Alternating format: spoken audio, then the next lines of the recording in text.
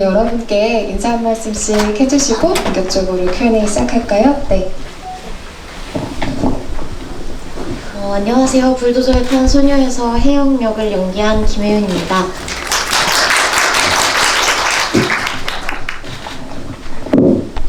안녕하세요. 감독 박영입니다. 이미 접속한 분들 계시겠지만 지금 스크린에 떠있는 QR코드를 촬영하시면 오늘 오픈 채팅방으로 들어오실 수 있고요. 여기에 뭐 궁금하신 점들 그리고 두 분께 남겨주시고 싶은 이야기 적어주시면 제가 오늘 Q&A 중간에 같이 보면서 대화를 나누도록 하겠습니다. 생각하실 동안 그리고 남겨주실 동안 앞서서 먼저 Q&A를 조금 진행하고 있을게요. 채팅방에 의견 남겨주시면 좋겠고요. 굉장히 사소한 질문으로 하나 시작을 하려고 하는데 제목이 불도저에 탄 소녀잖아요. 근데 이게 즉각적으로 떠오른 제목일 것 같긴 한데 제가 이 제목을 계속 곱씹다가 불도저를도 될 수 있었는데 불도저에로 된 이유가 좀 궁금하긴 하더라고요. 너무 사소한 이유이긴 하지만 긴장도 푸실 겸 사소하게 시작해보겠습니다. 국립국어원에다가 물어봤어요. 근데 애가 맞냐 를이 맞냐 네. 둘 다 똑같다. 의미는 다르지 않다. 근데 맨 처음에 떠오른 게 애였고 네, 그래서 근데 뭔가 이렇게 말이 애 하면 이렇게 뭔가 이렇게 방향성이 농담입니다. 그쵸. 불도저를 하면 좀 목적어 같이 느껴지기도 하니까요. 그죠?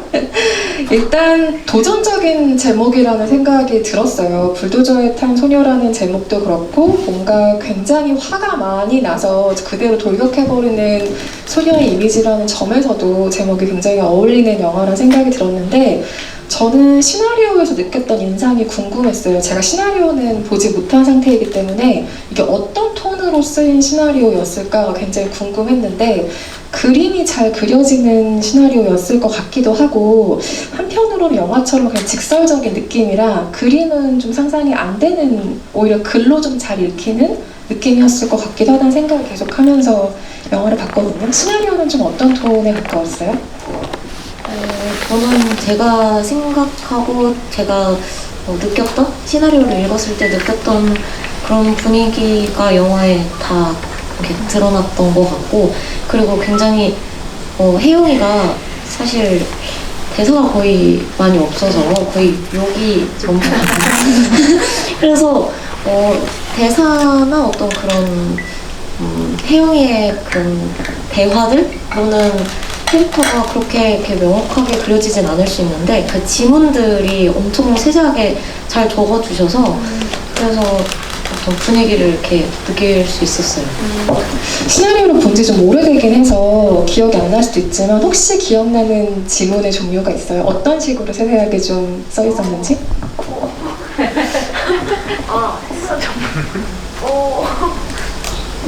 굉장히 이제 뭐 다리 위에서 이제 사고 현장 보는 이런 장면은 정말 그 대사 없이 글로만 적혀 있었는데 어떤 정확한 문장은 생각이 나지 않지만 그 딱 제가 생각했던 그 곳이 그 눈앞에 딱 있었어요. 현장에 갔었을 때 그 사고 현장과 혜영이가 혼란스러워한다 그리고 직접 본다 이런 지문들이 이게 잘 적혀 있습니다. 근데 그 다리는 사실 제가 이 영화를 이거 못 만들 수도 있겠다는 생각이 들었던 되게 중요한 공간인데 그게 이제 월드컵 대교 공사가 이제 제가 맨 처음에 시나리오 쓰기 10년 전에는 정말 그렇게 끊겨 있었어요. 그래서 여기서 차가 떨어지면 아무도 모르게 그냥 골로 가겠구나. 그래서 이제 시나리오를 쓰기 시작했는데 다리가 이제 점점 지어지는 거죠. 투자는 아직 안 됐는데 배우는 아직 못 정했는데 계속 다리가 지어져서 마지막에 진짜 이제 됐을 때는 곧 개통한다고 해서 촬영을 못 한다고 했었어요. 근데 이제 간신히 이제 허락을 얻어서 이제 그때 촬영을 했죠. 근데 실제로 눈으로 본 걸 옮겨 적은 거라 그래서 아마 좀 더 자세할 수 있을 것 같아요.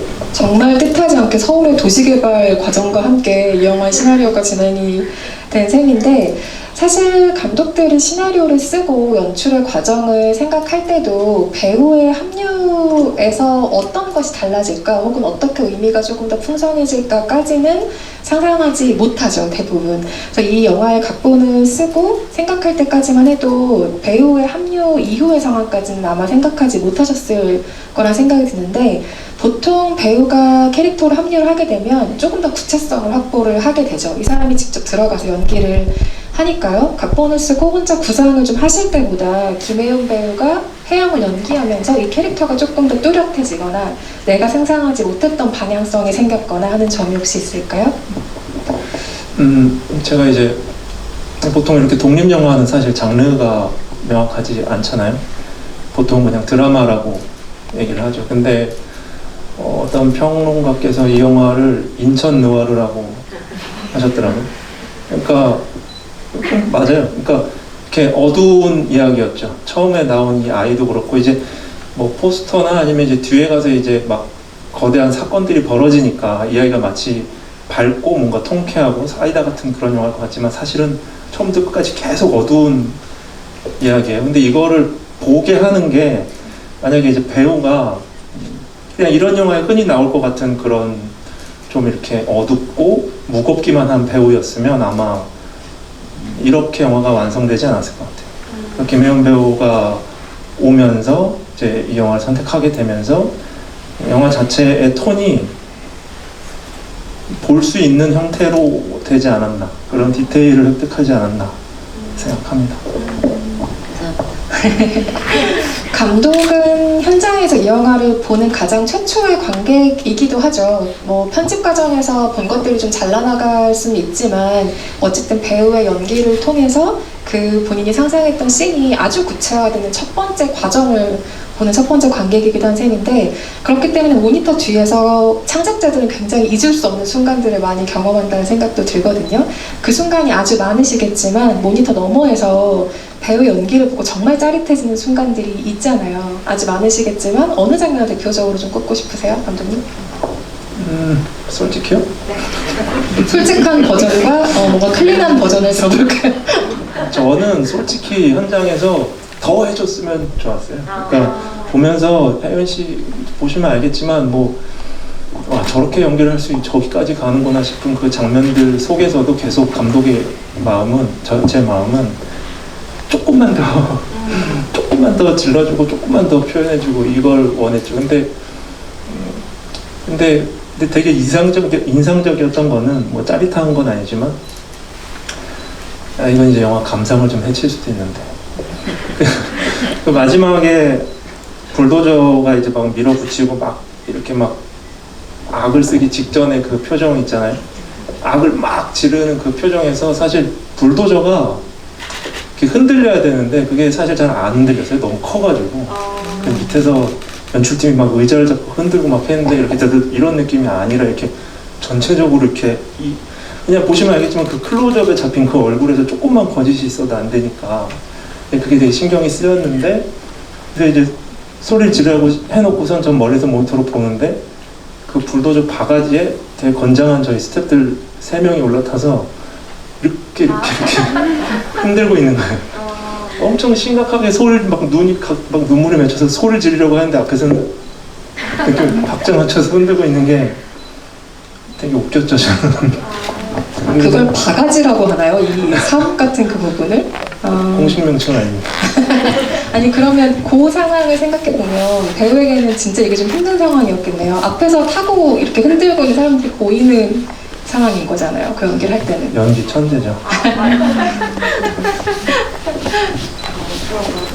그 상황을 상상할 때는 어땠을까 싶은데요. 지금 머릿속을 상상하기엔 앞에 어쨌든 스태프들이 앉아있고 이 모습을 잊은 채로 나는 몰입해야 되는 과제가 주어지는 거잖아요. 이건 그냥 꼭 이 영화 말고도 그냥 연기에 되게 좀 적용이 되는데, 사실 카메라가 딱 들어오는 순간 혹은 주변 스태프분들이나 이렇게 주변 사람들이 보이는 순간 사실 갑자기 이제 저 사람이 나를 쳐다보고 있네?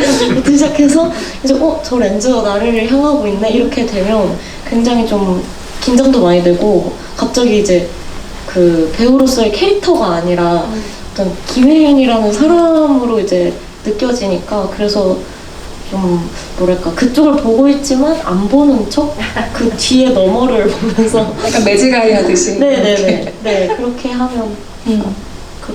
그렇게 했었습니다. 그쵸. 현장에서는 사실 정말 많은 눈이 배우를 보고 있는 거나 마찬가지니까요. 근데 캐릭터를 연기하는 과정들을 한번 생각을 해보면 저는 캐릭터를 연기하는 것과 그 캐릭터를 내가 인간적으로 깊숙하게 이해하는 건 좀 다른 차원의 일일 수 있다는 생각이 들거든요. 그러니까 혜영이란 인물은 누군가가 보기에는 절대로 이해되지 않는 어떤 한 구석이 있는 인물일 수 있어요. 그래서 연기를 하실 때 모든 면이 다 이해되는 캐릭터였을까? 라는 궁금증이 일단 들었었고, 아니면 이 촬영을 다 끝내고 나서 개봉을 한 지금도 어쩌면 머리로만 이해하고 있는 이 캐릭터의 측면이 있을 수도 있겠다 라는 생각이 들었거든요. 어디까지 이 캐릭터와 내가 좀 잘 통하고 이해가 된다는 생각을 하세요? 그게 궁금해요.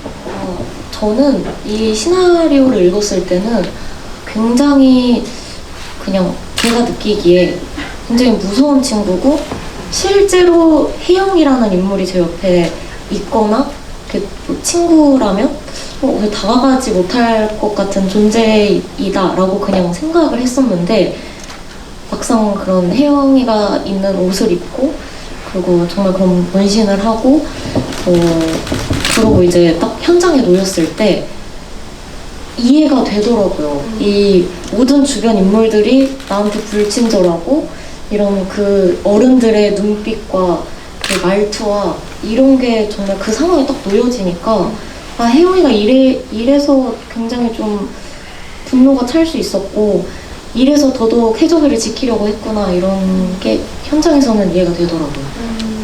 실제로는 화가 난다고 이렇게까지 막 다 하지 못하잖아요. 사람이 불도저로 진짜 밀어버리는 것도 우리가 상상만 하지 화난다고 남의 집을 밀어버리는 사실 이런 일은 뭐 많지는 않으니까 있을 수는 있겠지만 어딘가에는 그래서 이렇게 일단 앞뒤 안 재고 행동하는 인물이라는 소개로 혜영을 얘기할 수 있을 것 같은데 저는 이 캐릭터가 인상적이었던 이유는 본인이 그렇게 저지른 거에 대해서 별로 후회는 안 하더라고요. 그러니까 어떤 결과가 오든지 좀 내가 한 일이니까 라고 좀 받아들이는 것 같은 수용의 자세까지 있었던 캐릭터이기 때문에 좀 이해되는 면이 나중에는 저도 있었는데 이런 캐릭터를 연기할 때 쾌감 같은 게 분명히 있을 것 같아요. 혹은 생각보다는 그 쾌감보다는 어쨌든 나의 실제 캐릭터와 간극이 있다면 좀 어려운 일일 수도 있을 것 같고 어느 쪽에 좀 더 가까웠을까요? 김혜연 배우는?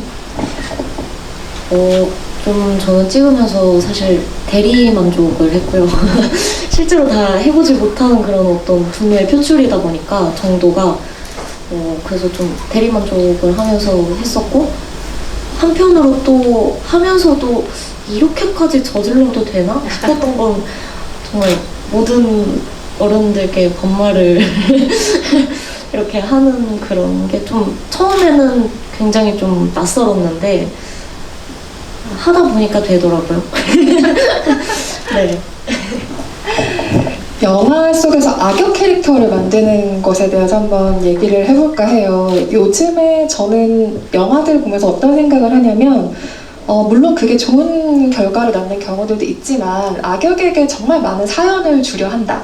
혹은 악역도 정말 입체적인 하나의 인간으로 보이게 하기 위해 창작자들이 굉장히 많은 고뇌를 하는구나 라는 생각을 최근 나오는 영화들을 많이 보면서 하게 되는데 이 영화는 좋은 의미로 단순해서 되게 좋더라고요. 그러니까 어쨌든 이 영화는 굉장히 저돌적인 이미지가 있고 밀어붙이는 느낌 하나로 그 기세로 쭉 나가가는 영화인데 혜영의 주변 인물들도 가만히 보면은 알고 보면 이 사람들한테도 이런 사정이 있다라는 입체성을 준다기보다 어떤 면에서는 좀 단선적이고 어떤 면에서는 그 빌런이라고 할 수 있는 그 영환 오만석 씨가 연기한 캐릭터가 대표적일 텐데 그냥 이미지로 돌진 않은 직선적인 무언가로 그 기세로 더 중요하게 가는 영화이지 뭐 악당들에게 사연을 준다? 이들을 입체적으로 만든다? 이런 데 공을 들인 영화 같진 않다라는 생각이 들었어요. 이에 대해서 감독님의 입장이 좀 궁금합니다. 제가 뭐 능력이 더 있었으면 아마 더 입체적인 악당을 만들었겠죠. 근데 이 캐릭터를 이렇게 설계를 하고 그러니까 주인공 캐릭터를 설계를 하고 그리고선 이제 사실상 미스테리 구조로 이야기가 나아가는데 그러니까 이 혜영이 알게 되는 걸 관계도 같은 시점에 알게 돼요. 아빠한테 무슨 일이 있었고 뭐 그날은 무슨 일이 있었고 하는 거를 먼저 알고 관객이 알고선 혜영을 바라보는 게 아니라 혜영이 알아가면서 관객도 같이 알아가는 구조로 진행이 되잖아요. 근데 여기서 너무 복잡하게 뭔가 그들에게 주어질 경우에 이게 이 정보가 막 혼란스러울 것 같은 느낌이 들더라고요. 그러니까 단 한순간도, 그러니까 시나리오부터 편집까지 이 혜영이라는 캐릭터를 에서 한 번도 눈을 떼지 못하도록 하는 게 사실상 저의 뭐 목표라면 목표였는데, 이제 이 빌런들이 복잡해지거나 뭐 이렇게 되면 좀 그런 게 있죠. 그리고 사실상 이제 제가 원하던 건 이 어떤 좀 굉장히 특별한 한 아이가 누구나 겪을 수 있을 만한 일을 겪는 거예요. 그러니까 만약에 파고 들어가는데 아빠가 무슨 뭐 보스의 여자를 건드린 무슨 그런 과거가 있었다, 막 이런 거가 되면 이제 이상한 영화가 되는 거니까 그냥 되게 흔하게 벌어질 수 있는 뭐 보험, 뭐 부동산, 그냥 돈 관계 이런 것들을 어린이가 아무것도 모르고 아빠가 막아주던 그 보호막 안에 살던 아이가 이제 뚫고 들어가는 모습을 하나하나 보여주기 위해서 애초에 살짝 그렇게 좀 단순하게 설정된 면이 있습니다. 그런 점 때문에 이 영화의 기세에 좀 더 집중해서 영화를 보게 되는 면도 분명히 있는 것 같아요. 뭐 조금 더 능력이 있었다면 아니었다는 겸손한 말씀을 해주셨지만 저는 이게 그 영화의 목표에는 조금 더 어울리는 방식이었다는 생각이 들고, 하지만 결과적으로 그 악당이라고 하는 영환이라는 인물이 정치 세력을 원하는 인물로 그려지죠. 뭐 끝에 당선이 됐는지 안 됐는지 뭐 모르겠지만, 그러니까 정확하게는 국회의원 선거 출마자로 이 캐릭터를 만들었는데, 여기서 가장 좀 큰 논쟁거리라면 부동산이죠. 그걸 두고 이제 뭐 갑질을 하는 사람들과 우리가 흔히 뉴스에서 봤던 이야기들이 그 캐릭터에 결합을 하는데, 권력의 정점 같은 걸 생각하다가 이 인물이 정치의 뜻을 둔 인물이 됐을까? 왜 이 인물은 정치까지 연관이 되었어야 할까? 라는 궁금증은 영화를 보면서 계속 있긴 했어요. 캐릭터를 만드시는 과정에서 그 정치를 하려고 하는 인물이라는 설정은 어떻게 나오게 된 건가요?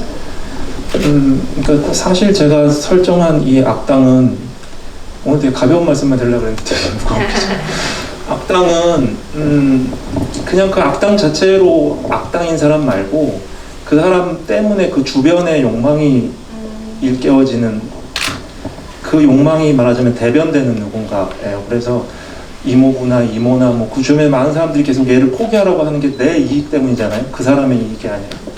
그러니까 그거를 실현시켜줄 인물로서 이제 정치인이 설정이 된 거죠. 근데 뭐 나중에 찾아보면 아시겠지만 실제로 저렇게 한 정치인도 있고 뭐 흔하게 찾아볼 수 있어요. 어디 뉴스만 조금만 검색을 해보셔도.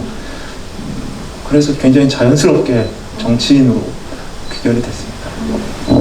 혜영 캐릭터에 대해서 조금 더 얘기를 해보면, 이 캐릭터는 진짜 말 그대로 들이받는 인물인데, 저는 이 캐릭터의 나이대가 어린 사람이라는 게 되게 재밌었어요. 이게 왜 재밌었냐면, 청년 세대는 청년 세대인데 되게 색다른 청년 세대인 거예요. 그러니까 한마디로 세대의 반격을 좀 보는 것 같은 인상이 이 영화에 있었다고 할까요?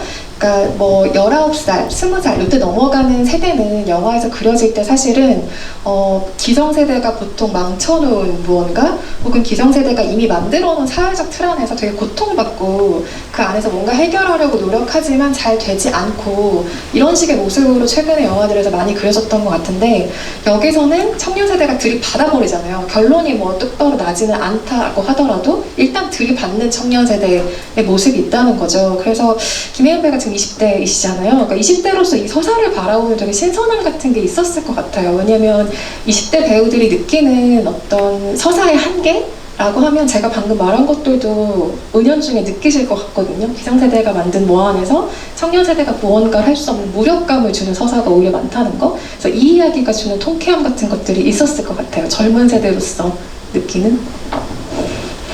통쾌함도 후반부에는 분명히 있었고, 저는 시나리오를 읽으면서 그리고 연기를 하면서 가장 더 주인공의 나이대나 이런 모습이 굉장히 좀 더 잘 어울린다라고 느꼈던 건, 어린 아이의 시선으로 어떤 세상의 그런 부당함을 바라보다 보니까 그게 더 어떻게 보면 큰 일이지만 그 아이한테는 그게 뭔데? 라는 어떤 그 내적 마음을 갖게 되더라고요. 그래서 정말 순수하고 아무것도 모르는 어린 한 소녀가 그 세상에 대한 부당함에 소리 지르는 그런 느낌을 받았었습니다. 감독님은 그럼 이야기를 구상하실 때 그 세대의 반격이라는 게 실제로 좀 염두에 두신 부분인지도 궁금해요. 아니면 읽는 사람들이 그렇게 좀 해석을 하게 되는 걸까요, 오히려? 근데 그거는 제가 조금 헷갈리는데, 왜냐하면 전 세대를 생각하진 않았고, 그러니까 저는 이제 뭐 가끔 쇼프로 같은 데 나와서 이제 뭐 춤을 추는 아이돌 댄스들이나 뭐 그 중에서도 되게 제 마음에 드는 아이돌들이 있고 또 아닌 아이돌들이 있는데, 제 마음에 드는 아이돌들은 되게 잘 노는 친구들이에요. 뭐 그냥 막 꾸미거나 뭐 이렇게 춤을 춰도 막 꾸면서 추는 게 아니라 자기가 잘 놀고 있는 걸 보여주는 사람들은 저는 좋아하는데, 근데 그러지 않고 되게 기성세대의 눈이 씌워져서 이렇게 되게 뭐 관능적인 뭔가를 한다던가 뭐 이렇게 어떤 그런 것들을 하는 또 세대들, 아니 그 친구들도 있더라고요.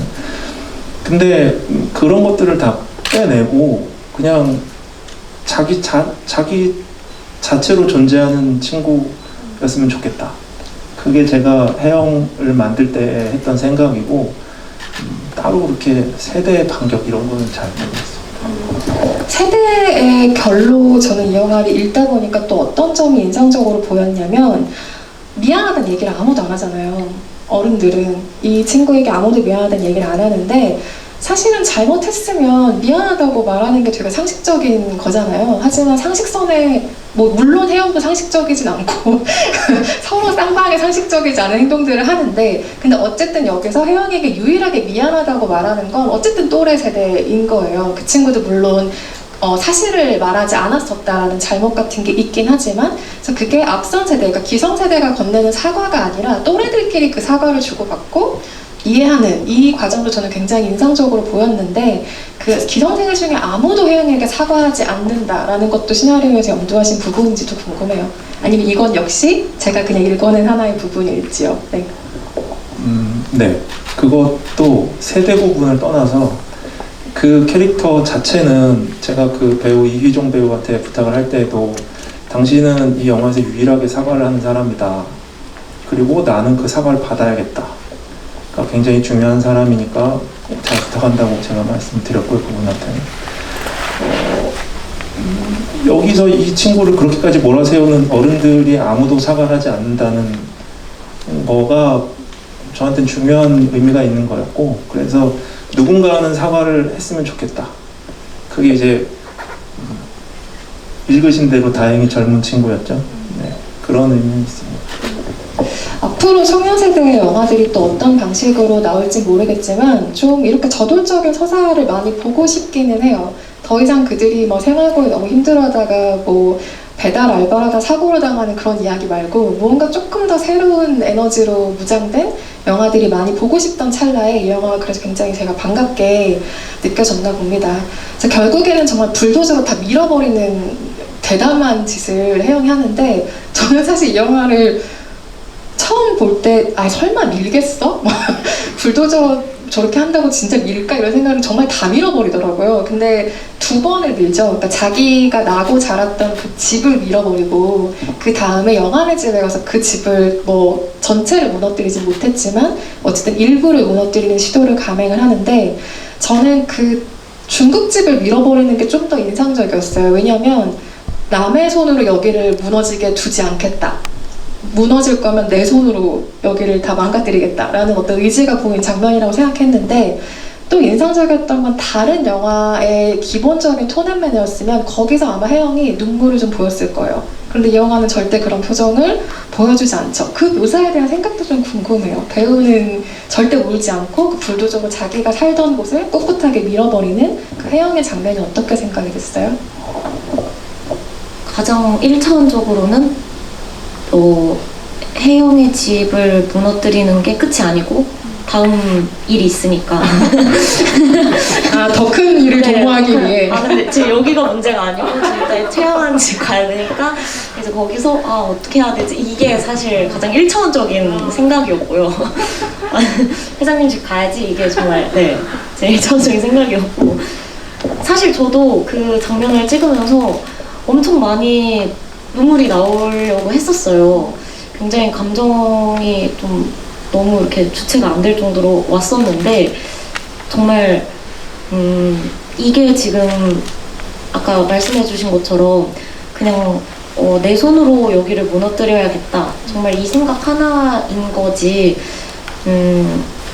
물론 뭐 내 추억과 뭐가 혜영이의 그런 추억들과 그리고 살아왔던 환경들이긴 하지만 그 이제 그 뒤에 더 큰 일을 해야 하기 때문에 사실 뭔가 이게 시작의 느낌도 있어서 최대한 많이 참으려고 했고 네, 그래서 계속 참으면서 연기를 했었어요.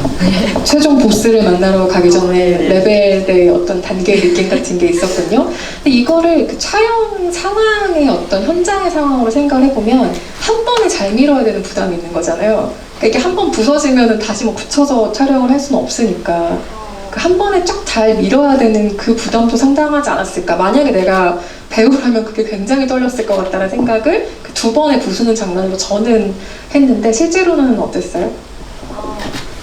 사실 그 정말 그 부수는 네, 부수는 말이 맞죠? 네. 부수는 그 동작은 사실 제가 안 했고요. 이제 안전상의 이유로 네, 그 대학분이 해주셨고 저는 제가 오히려 촬영하면서 걱정했던 부분은 이제 진짜 해적의 짬뽕집 그 건물 앞에서 저는 이제 그 감정에 이제 휩싸여서 여기를 미는 그 동작을 해야 되는데 실제로는 이 건물을 건드리면 안 되고 그래서 이게 연기에 집중을 하다 보니까 어디까지 가야 되지? 일단 중국집이 지금도 잘 영업하는 중국집이 있고 그거를 이제 본따서 세트로 이제 부시려고 만든 세트가 있었으니까요. 네, 그래서 그 건물이 2개였었는데 실제 건물은 흠집이 나면 안 되니까 제가 여기서 이 감정은 오는데 언제 여기서 멈춰야 되지? 이게 좀 혼란스러웠는데 다행히 이제 모든 스태프분들이 이렇게 잘 해주셔가지고 안전하게 잘 찍었습니다. 아니, 그럼 이것도 불도저의만큼이나 사소한 질문인데 애초에 그럼 지을 때 굉장히 잘 부서지는 구조로 지으셔야 됐겠어요? 모르시겠지만 부수는 중국집은 사실상 3분의 1만 해요. 실제 중국집의 뒷부분이 없이 앞에 3분의 1만 지었고 얇은 거군요, 건물이. 네, 네. 뭐 나중에 아시겠지만 부수는 순서, 각도 다 맞춰가지고 설계가 되는 겁니다. 거기가 부서지도록 돼 있고 그 다음은 여기를 부수면 부서지게 돼 있고 그렇게 설계를 했는데도 저희가 이제 뭐 예산이 이제 없다 보니까 마지막에 그냥 무너졌어요. 그래서 와르르. 사실은 좀 더 부수는 모습을 보여주고 드리고 싶었는데 무너져 버려서 근데 거기가 더 좋았어요. 편집해 보니까 그 정도면 됐다. 더 보여주면 좀 이상하다. 그쵸. 이거야말로 다 무너져서 다시 세워서 찍을 수 없는 그런 상황인 걸 테니까요. 이 이야기를 구상하고 만들어가는 방식을 한번 천천히 상상을 해봤어요. 어떻게 이 영화가 탄생을 했을까 이랬는데 아마 불도저로 뭔가 미는 이미지가 먼저 떠오르지 않았을까 싶고 거기에서 역으로 누군가 거기 타고 있는데 이 사람은 어쩌다가 이 불도저에 타게 됐을까? 이렇게 상상해서 쓴 시나리오가 아닐까라는 생각이 일단 1차적으로 들었고 그러다 보니까 중장비의 이미지와 좀 가장 거리가 멀다고 우리가 생각하는 혹은 착각하는 10대 소녀가 주인공이 되지 않았을까? 그러니까 이미지에서 좀 역으로 설계된 캐릭터와 이야기가 아닐까라는 짐작을 해보았는데 실제로는 어떤가요? 뭐 어떤 평에 보니까 그러더라고요. 감독은 그러면 결국 불도저에 태우기만 하면 되는 거냐. 근데 사실은 완전히 거꾸로입니다. 맨 처음에는 소녀였어요. 그러니까 소녀가 아니라 제가 맨 처음에 이 시나리오 쓰면서 봤던 건 한 장의 사진이었는데 그게 그냥 인터넷에 돌던 사진이었어요. 그냥 웃기다고 누가 찍은 거였어요. 근데 그 사진에 한 애의 엄마가 등에 애를 업고 갓난아기예요. 젖먹이를 이렇게 업고 오토바이를 타고 있는 장면이 오토바이 게임기 있잖아요. 거기서 진짜 표정이 진짜 내가 짱 먹어야지 그 표정 딱 그거에 1등 내가 하겠다는 그 표정. 근데 그걸 딱 보는데 그 사진을 보는데 이 사람 지금 1등 하겠다고 하는 게 사실 어딘가로 도망가고 있는 현실이 뭐 뒤에 애가 엎여 있으니까 현실이 뭐든 간에 어딘가로 가고 있구나. 어딘가로 가고 있는 건데 사실상 도망가고 있는 거겠구나. 하면서 이제 이 여자는 뭐지? 이 여자는 왜 이런 상황에 처했지? 에서 시작되는 거예요. 그래서 애가 이제 빠지고 나이가 좀 더 어려지고 하면서 이제 소녀 캐릭터를 점점 구체화하기 시작했고, 그럼 이 소녀가 부딪혀서 뭔가를 할 때 진짜 정반대에서 이 소녀에게 내가 어떤 무기를 줄 수 있을까 해서 이제 문신이 탑재되고 성격이 탑재되고 마지막에 불도저를 줘서 이 소녀가 원하는 걸 이루게 하는 방향으로 간 거죠. 네. 혜영에게 가위와 주먹을 주었지만 그걸로도 성에 차지 않아 불도저까지 주신 셈이군요. 채팅방에 굉장히 다양한 질문들이 올라와서 관객 질문들 지금부터 보려고 하는데요. 혜영이 불도저를 끌고 회장집으로 쳐들어갈 때 경찰차가 쫓고 있다는 느낌보다 왠지 불도저를 호위하고 있다는 느낌이 들었다는 관객분이 계시네요. 혹시 의도하신 연출인지 궁금하다는 질문 주셨어요. 아까 혜연 씨가 구체적이라고 했던 그 지문에 정확히 쓰여 있습니다. 그렇게 경찰차가 불도저를 마치 호위하듯이 쫓고 있다. 지금 조채연이라는 대한민국 수신분께서 그 의견 남겨주셨는데, 조채연님은 영화를 보는 눈이 정말 남다르신 분이네요. 감독의 지문까지 지금 추측을 하신 셈이에요. 엄지척 튜브라는 대한민국 수신분께서 최 회장이 결국 국회의원 선거에서 당선이 됐는지 안 됐는지를 보여주지 않은 의도는 무엇인가요? 라는 질문을 주셨네요. 그 부분을 시나리오 단계에서부터 고민을 많이 했는데, 아니 사실 고민을 그렇게 하지는 않았어요. 그렇게 별로 중요한 장면 같지 않았어요. 그러니까 이게 이렇게 해서 이 사람이 넘어갔다 그런다고 해서 혜영이 뭔가 통쾌하거나 시원하지 않아요. 제가 만들 때에는. 그러니까 혜영은 어느 순간까지는 자기를 과시하기 위해서 이제 문신을 드러내고 막 이렇게 하지만, 어느 순간부터는 사실 뭔가를 지키기 위해서 이제 움직이기 시작하잖아요. 그러니까 그리고 이 아이를 마구 억누르고 짓누르는 그 사람들에게 나는 이런 사람이다라고 정체성을 보여주는 단계에 이르죠, 얘가. 그러니까 거기서 영화는 완성됐다고 저는 생각을 해요. 그래서 불도저로 거기에 부딪히고 소리 지르면서 나는 이런 사람이다, 나는 아무것도 아닌 사람이 아니다라고 소리 지르는 그 장면에서 완성이 되지 않나. 그렇게 되면 사실 최 회장은 당선되건 말건 크게 저한테는 중요하지 않았고, 그래서 그 부분은 아예 찍질 않았어요. 시나리오 단계에서 아마 상상을 하지 않으신 부분일 거예요. 이런 질문도 있네요. 혜영이의 성격이 불도저의 직진성과 굉장히 닮았다고 생각이 드는데, 김혜연 배우는 처음 불도저를 실제로 접했을 때 어떤 느낌이셨는지 궁금합니다. 라는 질문이 있네요. 실제로 불도저 그 연습을 하려고 불도저를 만났을 때 굉장히 크다. 그러니까 정말 그냥 딱 뭐랄까요? 첫 느낌이었고요. 그리고 바퀴가 정말 제 키만 해서 궁금한 게 굉장히 많았었어요. 이 계단을 올라가다가 떨어지시는 분도 계실 것 같다라는 생각도 들고, 운전을 할 때 이 속도감과 이런 게 전혀 안 느껴지다 보니까 굉장히 위에 있고, 그 뭐랄까요, 소음도 굉장히 크고요.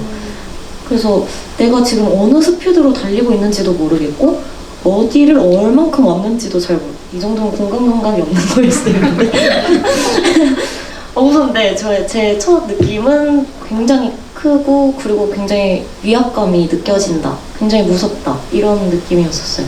그 불도저에는 계기판이 없나요? 속도나 뭐 이런 거 볼 수 있는 게 전혀 없나요? 없었던 있습니다. 근데 아마 고장났을 거예요.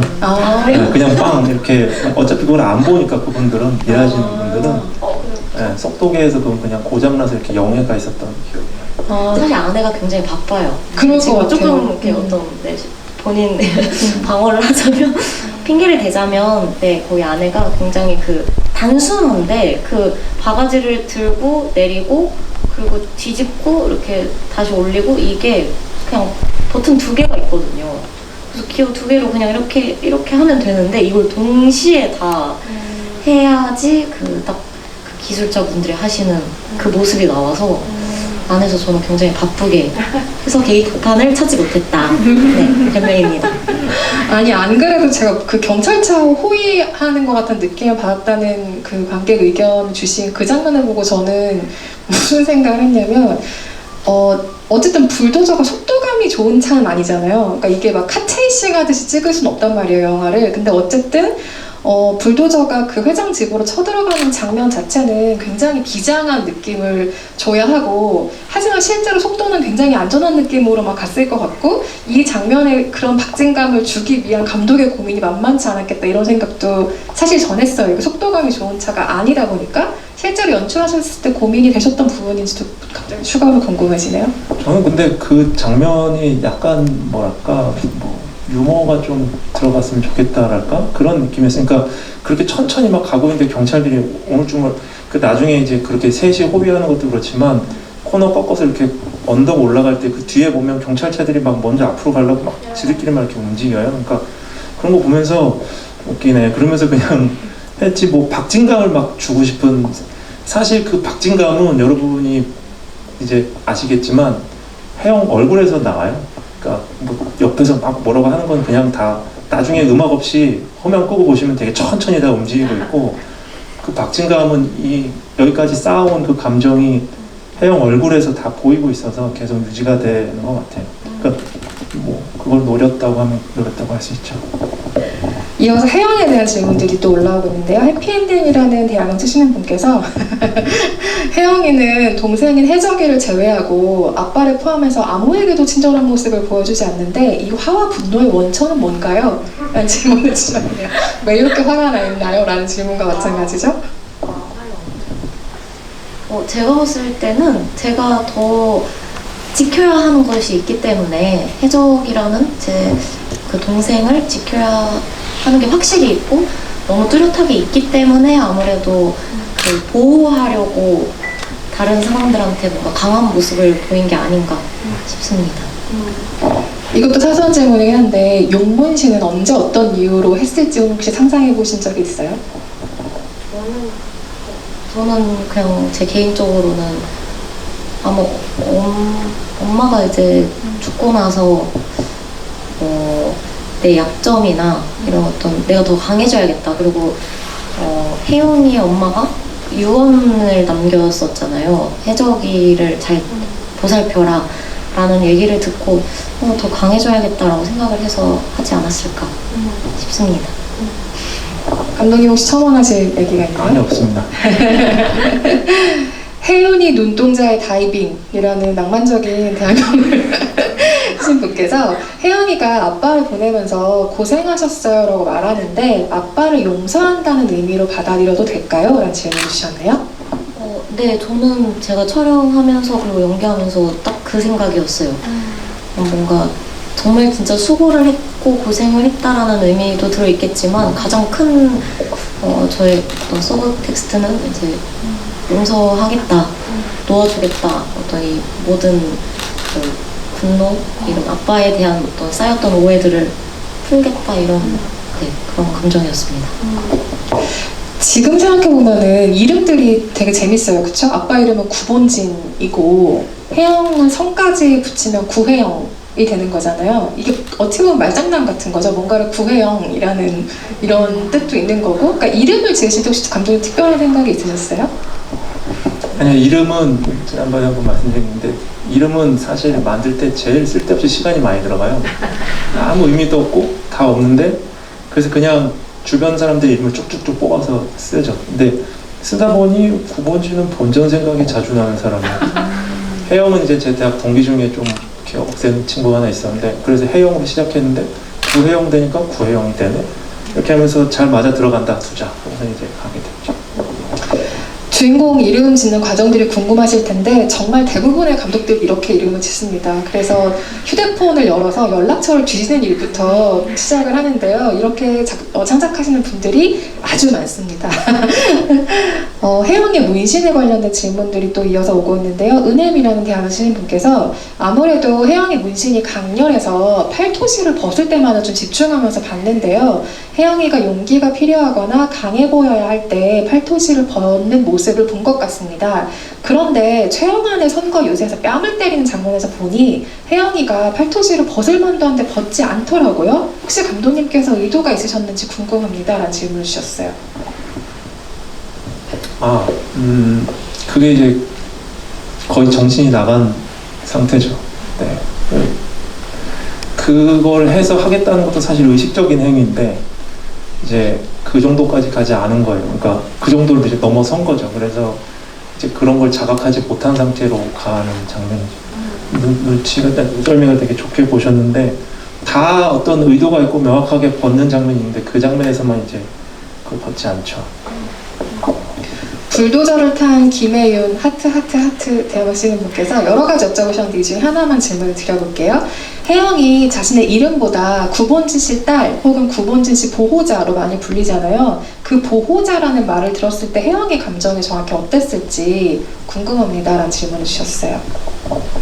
항상 아빠를 구본진이라는 아빠를 굉장히 철부지 없는 어른이라고 생각을 하기 때문에 그 보호자라는 말을 들었을 때 내가 또 책임져야 되나 어떤 또 철없는 어떤 어른의 행동을 혜영이가 또 뒷수습하러 해야 되는구나 이런 답답함이 느껴졌어요.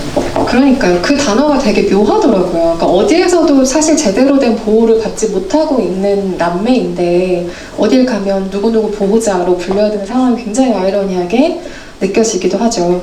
혜진이라는 대화명 쓰시는 분께서 불도저는 결국 벽을 뚫지는 못했다라는 생각이 들었습니다. 혹시 김혜은 배우님께서는 이 불도저에 대한 생각이 어떠신지 궁금합니다 라는 질문 주셨어요.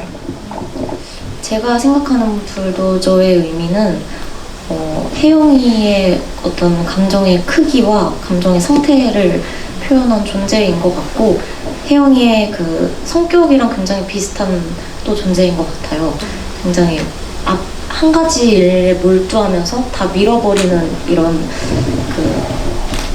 어떤 좋은 단어가 생각이 안 나는데 무대뽀? 네, 무대뽀. 좋은 대화인데요, 무대뽀? 아 그래요? 네, 그 단어밖에 생각이 안 나요. 네, 어쨌든 이렇게 다 밀어버리는 어떤 그런 그 모습이 불도저의 모습이 혜영이의 성격이랑 비슷한 것 같아서 딱 혜영이의 존재를 물체화한다면 불도저이지 않을까 싶습니다. 그럼 이분이 얘기하신 결국엔 그래도 벽은 뚫지 못했다라는 것에는 동의하세요? 어떠세요? 저는 최영원 회장님의 집이 무너지는 게 더 이상 뭔가 내가 넘을 수 없는 어른이고 그리고 정말 현실의 벽에 부딪혔다 이런 생각이 들어서 무너지지 않아서 혜영이가 이제 딱 세상에 첫 발을 내딛는 느낌이 더 들었었어요. 그쵸. 하는 데까지 한 거죠. 이 캐릭터가 정말 할 수 있는 모든 걸 다 한 게 바로 그 마지막 장면이겠죠. 이 질문을 마지막으로 이야기를 해볼게요. 마지막 장면에 대한 질문들도 있으신데요. 마지막에 혜영이 보험금을 받고 마무리가 됩니다. 이걸 어떤 의미로 받아들여야 할까요? 라는 질문 주신 분이 계세요. 배우와 감독님의 의견을 차례로 들어보죠. 저는 굉장히 그 복합적인 감정이 들었었는데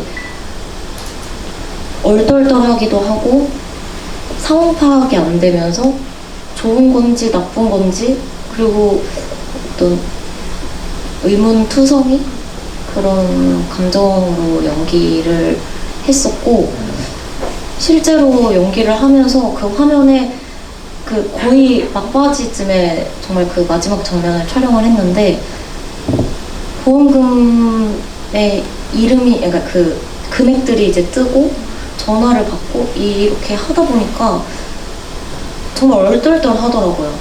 얼떨떨하고 이제 앞으로 어떻게 해야 되지와 다시 아빠의 그런 어떤 사고 잊고 지냈던 그런 아빠의 모습들이 떠오르면서 굉장히 좀 여러 가지 생각이 들었었습니다.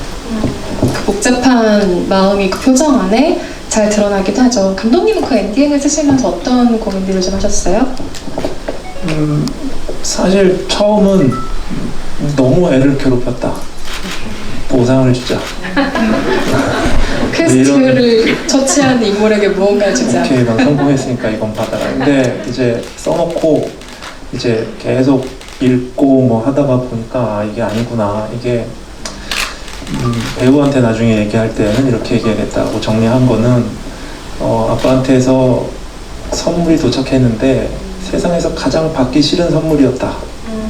라는 의미로 저는 이제 정리를 했습니다. 그 부분에서는. 그 어느 사람들이 이제 뭐 결국 생명보험 들라는 영화냐 막 이러시는데, 그렇게 해서 돈을 받는다고 해서 이 아이에게 뭐가 나아지거나 바뀐 건 하나도 없어요. 그냥 아빠만 죽어서 없어졌죠. 그러니까 그게 어떻게 좋은 엔딩일지 잘 모르겠어요. 애한테 해피 엔딩이 될 수 있을지. 근데 또 한편으로는 지금 그 힘들게 옥탑방에서 살고 있으니까 그 돈은 분명히 어느 정도 도움이 되겠죠. 근데 또 결국 이 모든 게 다 돈 때문에 벌어진 일인데, 나한테 온 돈 때문에 또 내가 또 편안하게 살 수 있는 그런 조건이 갖춰진다면 그것 또한 아이러니 아닌가, 그런 생각도 했습니다. 그니까요. 돈 때문에 진짜 울고 웃고 정말 이상한 상황들이 많이 생기는데, 이 영화의 마지막 복잡한 그 혜영의 표정에서 정말 그 복잡한 많은 것들이 드러난 것 같아요. 지금 표현이 너무 와닿네요. 정말 받기 싫은 선물이 도착했다. 선물과 받기 싫은 마음이 상충하는 엔딩으로 영화가 결국엔 마무리가 됐죠. 오늘 개봉을 한 이후에 몇 차례 GB가 있었고, 오늘이 마지막인가요, 혹시? 네. 관객 여러분들과 함께 이야기를 나누는 자리가 여러 번 있으셨지만, 오늘 또 같이 이야기 나누신 소감 한 말씀씩 들어보고 자리를 마무리하면 좋을 것 같은데요. 혜은 배우님부터 해주실까요? 네. 밖에 날씨가 너무 좋던데 이렇게 극장 안에서 영화 보러 와주셔서 너무너무 감사하고 귀한 시간 내주셔서 정말 감사합니다. 말씀하신 대로 이제 저의 홍보 영화를 이제 만들고 홍보하는 일정이 오늘로 공식적인 행사는 마지막인데요. 그래서 아까 오다 좀 생각을 해봤는데, 혜윤 씨가 마지막에 찍은 장면이 최 회장 뺨 때리는 장면, 선거 유세장에서 뺨 때리고 끌려나가는 장면으로 혜윤 씨는 그날 촬영이 끝났죠. 근데 저는 그 다음에 또 한 씬 촬영이 있었어요. 그래서 새벽 3시쯤에 촬영이 끝났는데 다 못 찍었어요. 그날이 제 촬영의 마지막이 됐어요. 이 영화의 전체 촬영의 마지막 날. 근데 다 못 찍었어요. 그래서 전 정말 기분이 엉망진창이었고, 이게 뭐 하나 영화를 다 찍었으니까 기분이 좋아야 되는데 그게 아니라 엉망진창이었는데, 그때 혜윤 씨가 왔어요. 이제 새벽 3시에 자기 촬영 아닌데 와서 이제 축하한다고 이제 인사하러 온 거죠. 근데 제가 너무 마음이 안 좋아서, 안 좋은 상태여서 말을 못했어요. 그때 뭐라고. 그 말을 이 자리를 빌어서 해야 될 것 같아요. 함께 해줘서 정말 즐거웠고, 그리고 이 영화를 선택해줘서 고맙습니다.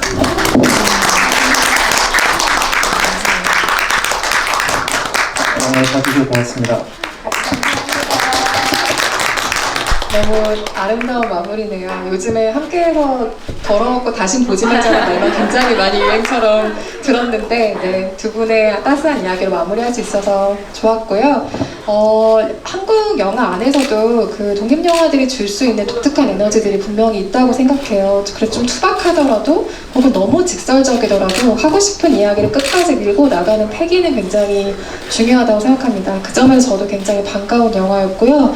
극장 개봉이 얼마간 또 이어지고, 아시겠지만 요즘에 그 이후에도 영화가 가는 길들이 많잖아요. OTT로도 풀릴 수도 있고 IPTV 뭐 다운로드로도 풀릴 수도 있고요. 영화 재미있게 보셨다면 주변에 좋은 입소문도 많이 부탁드리겠습니다. 네, 감사합니다. 안녕히 들어가세요.